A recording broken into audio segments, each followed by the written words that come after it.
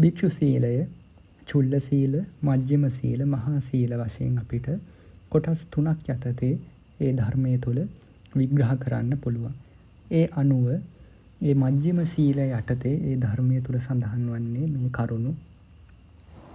කම්පල අදහා සැදැහෙන් දෙන පසය වළඳන ඇතැම් මහණ බමුණු කෙනෙක් බීජගාම, භූතගාම විකෝපනයෙහි යෙදී වසත්.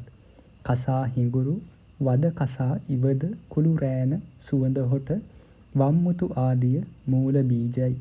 ඇසටු නුග, පුලිල, දිඹුල්, කසට, හෙළ කිඳි ආදිය කන්ද බීජයි. උක්, හුන, බට, රඹුක් ආදිය පළු බීජයි. අඳු, තලා, දමුණු, හිරිවේරිය ආදිය අග්ග බීජයි.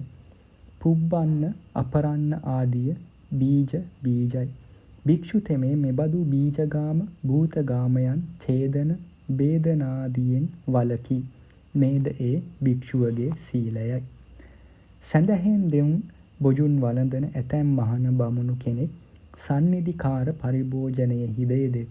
ඔවුහු එදවස ලද කජ්ජ, භොජ්ජ, ලෙය්‍ය, පෙය්‍ය ආදී වශයෙන් සිව් වැදෑරුම් වන ආහාර පසුදිනට තබා ප්‍රයෝජන ගනිත්. අඹ පැන්, දඹ පැන් ආදී අෂ්ටපානයද එසේ ප්‍රයෝජන ගනිත්. මේ තුන් සිවුරු දිරා ගිය කල පසුව වළඳිමි ලද සිවුරු පිලී නගා තබත්. සතුන් යෙදූ රිය, මිනිසුන් ඔසවන සිවිකා වැනි යානා ලැබ පරිහරණය කරත්. දල හැඳ, වේවල් හැඳ ආදිය ලැබ ප්‍රයෝජන ගනිත්. කැසිලි වැනි රෝගයන් නිසා පරිභෝග කළ සඳුන්, සුවඳ, කසා ආදිය රෝග සංහුන් කල පසුවට තබා ප්‍රයෝජන ගනිත්. ඉතිරි වූ සහල්, තල, උඳු, මුං, පොල්, ලුණු, මස්, මාළු, ගිතෙල් ආදිය පසුවට තබා පිසවා ප්‍රයෝජන ගනිත්. භික්ෂු තෙමේ මෙබඳු සන්නිධිකාර පරිභෝජනයෙන් වළකී. මේද ඒ භික්ෂුවගේ සීලයයි. ඇතැම් මහණ බමුණු කෙනෙක් සැදැහෙන් දුන් බොජුන් වළඳා විසුලු දැක්මෙන් සතුටුව වසත්. නැටුම්, ගැයුම්, වැයුම්, රඟ මඩුළු සැරසීම් ආදියෙහි යෙදෙත්. රාමායන, සීතාහරණ ආදී කතා ඇසීමෙන් සතුටු වෙත්. කුසුතාලම් හා අත්තල ලෑමෙන් සතුටු වෙත්. මන්ත්‍ර පිරිවහා මලමිනී නංවා කතා කරවත්. සිවුරැස් බෙර හෝ කල බෙර හෝ ගැසීමෙන් සතුටු වෙත්. ස්ත්‍රී පුරුෂ සංගම් කොට රාග ජනක ප්‍රතිභාන චිත්‍ර විචිත්‍ර කිරීමෙන් සතුටු වෙත්. යවට ගෙන ලාලි කෙලියෙන් සතුටු වෙත්. චණ්ඩාලයන්ගේ සනදොවුන් කෙලියෙන් සතුටු වෙත්. හුණගස් ඔසවා ක්‍රීඩා කිරීමෙන් සතුටු වෙත්. මළවුන්ගේ ඇට සෝදා රැස්කොට තබා හඬා වැළපී රාබී මස් ආදිය පුදිත්. ඉන්ද්‍රජාලයෙන් මිනී ඇට සෝදා බලත්. ඇත් පොර බලත්. අස් පොර බලත්. මියු පොර බලත්. ගොන් පොර බලත්. එළු පොර බලත්. බැටළු පොර බලත්. කුකුළු පොර බලත්. වටු පොර බලත්. පොළු හරඹ බලත්. මිටු යුද බලත්. මල්ල පොර බලත්. යුද වදිනු දකින්නට යත්. බලසෙන් ගනින තැන් දක්නට යත්. යුද සෙන් බෙදන තැන් දක්නට යත්. ඇත්, අස්, බල ඇනි දක්නට යත්.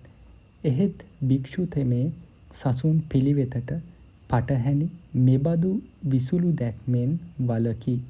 මේද ඒ භික්ෂුවගේ සීලයයි. ඇතැම් මහණ බමුණු කෙනෙක් සැදැහැයෙන් දුන් බොජුන් වළඳා ප්‍රමාදයට කරුණු වන දූ කෙළියෙහි යෙදෙත්. සූසැට ගැඹින් යුත් දූ පෝරුවෙහි ක්‍රීඩා කරත්. අසූ ගැබින් යුත් දූ පෝරුවෙහි ක්‍රීඩා කරත්. අහසෙහි දූ පෝරුමෙන් සලකා සෙල්ලම් කරත්. නෙරෙංචි කෙළියෙන් සතුටු වෙත්. එක්කොට තබන ලද දූ කැට හෝ අකුරු හෝ නොසොල්වා නියෙම්ම ඉවත් කොට හෝ ගසා හෝ කරන ක්‍රීඩාවෙන් සතුටු වෙත්. දූ පෝරුවෙහි පස ඇට පමණක්ලා පසැටින් ක්‍රීඩා කරත්. ගුඩු කෙළියෙන් සතුටු වෙත්. ඉරට මිටියෙන් ගසා බිම විත්ති වැනි තන්හි ඇත් අස් රූ අදින කෙළියෙන් සතුටු වෙත්. කැට ගැසීම හෝ පන්දු ක්‍රීඩාව හෝ කරත්. කොළ නලා පිඹ කෙලිත්. ගම්දරුවන් කෙලනා නගුල්ගෙන සෙල්ලම් කරත්. කරනම් පනිත් තල්පත් බඹර කෙලිත්. කොළ නැලියෙන් වැලි ආදිය මැන සෙල්ලම් කරත්. සෙල්ලම් රියෙන් ක්‍රීඩා කරත්. සෙල්ලම් දුන්නෙන් ක්‍රීඩා කරත්. අහසෙහි හෝ පිටෙහි හෝ අකුරු ඇඳ පා ඇඳි අකුරු දක්වා සෙල්ලම් කරත්. සිතූ දෙය කීමෙන් ක්‍රීඩා කරත්. කන කොර පිළු ආදීන් මෙන් ක්‍රීඩා කරත්. එහෙත් ඒ භික්ෂු තෙමේ ප්‍රමාදයට හේතුවන මෙබඳු දූ කෙලියෙන් හා කරුණෙන් වළකී. මේද ඒ භික්ෂුවගේ සීලයයි. ඇතැම් මහණ බමුණු කෙනෙක් සැඳැහෙන් දුන් බොජුන් වළදා උසසුන් මහසුන් පරිභෝග කරත්.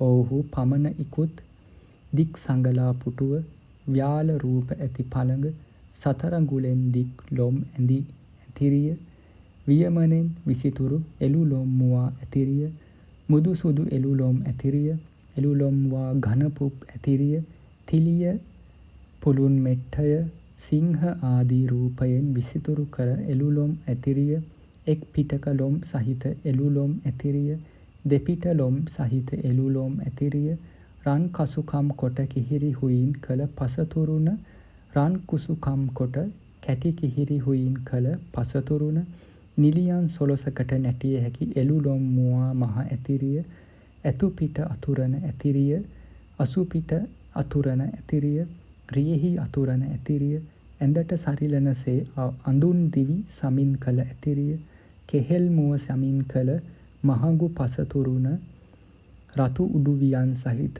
රතු ඇතිරිය හිස්දොර පාමුල රතු කොට්ට සහිත ආසනය ආදී උසසුන් මහසුන් පරිභෝග කරත්. එහෙත් ඒ භික්ෂු තෙමේ මෙබඳු උසසුන් මහසුන් පරිභෝගයෙන් වළකී.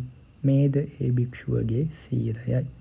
ඇතැම් මහණ බමුණු කෙනෙක් සැඳැහෙන් දුන් බොජුන් වළඳා මණ්ඩන විභූෂණයෙහි යෙදෙත්.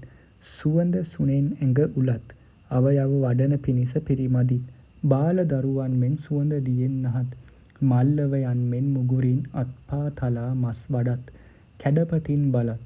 අලංකරණයට අඳුන් තෙල් පරිහරණය කරත්. ගෙතූ නොගෙතූ සුවඳ මල් පළඳිත්. ගොරඳ කොකුම් රත් සඳුන් ආදී විලවුන් දරත්.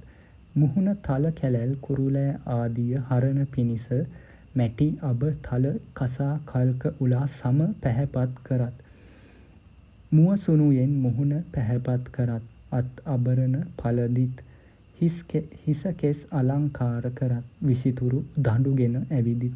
දසරුවෙහි ස්ත්‍රී පුරුෂ රූපයෙන් විසිතුරු කළ බෙහෙත් නල එල්ලාගෙන ඇවිදිත්. කඩු දරත්. සිතුවම් කළ කුඩ දරත්. රනින් රිදීයෙන් විසිතුරු වහන් දරත්. නලල් පට බඳිත්. සිළුමිණ පළඳිත්. විසිතුරු සෙමෙර වල් විදුනා දරත්. දික් දහ ඇති සුදුවත් හැඳ පොරව ඇවිදිත්. මෙබඳු අලංකාරණයන්ගෙන් ඒ භික්ෂු තෙමේ වළකී. මේද ඒ භික්ෂුවගේ සීලයයි.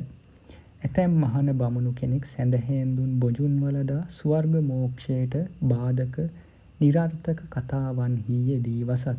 රාජ කතා, චෝර කතා, මහා මාත්‍ර කතා, සේනා කතා, භය කතා, යුද්ධ කතා, ආහාර කතා, පාන කතා, වස්ත්‍ර කතා, සයන කතා, මාලා කතා, ගන්ධ කතා, ඥාති කතා, යාන කතා, ග්‍රාම කතා, නිගම කතා, නගර කතා, ජනපද කතා, ස්ත්‍රී කතා, පුරුෂ කතා, සූර කතා, වීදි කතා, දාසි කතා, මල නෑයන් පිළිබඳ කතා, තර්ක පිළිබඳ ලෝකකායික කතා, සමුද්‍රය පිළිබඳ නිරර්ථක සමුද්‍රකායික කතා, ලෝකය පිළිබඳ දියුණු පරිහානි කතා, අන්නිසරු කතා ආදීහි යෙදෙත්. එහෙත් ඒ භික්ෂු තෙමේ ස්වර්ග මෝක්ෂයට බාධක එබඳු නිරර්ථක කතායෙන් වළකී.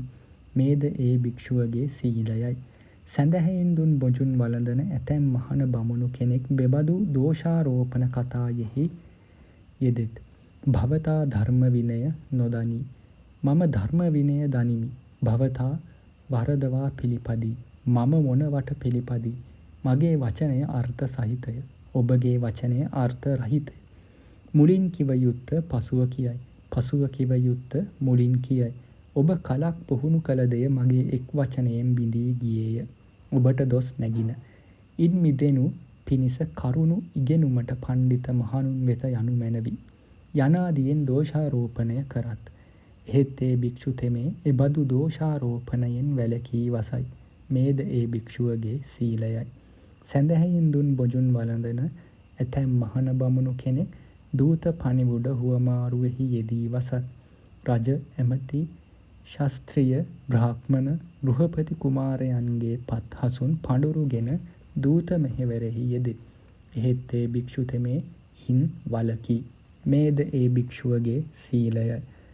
ඇතැම් මහණ බමුණු කෙනෙක් සැදැහැයෙන් දුන් බොජුන් වළඳා තෙපරිදි කොහෙන් වතින් ලෝකයා විස්මිත කරත්. ලාභ සත්කාර කැමැතිව විසම කතා කියත්. ලාභ පතා මෙරමා ගුණ කියත්. මද දෙයක් දී මහත් ලාභ සොයත්.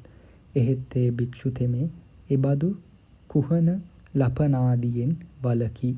මේද ඒ භික්ෂුවගේ සීලයයි.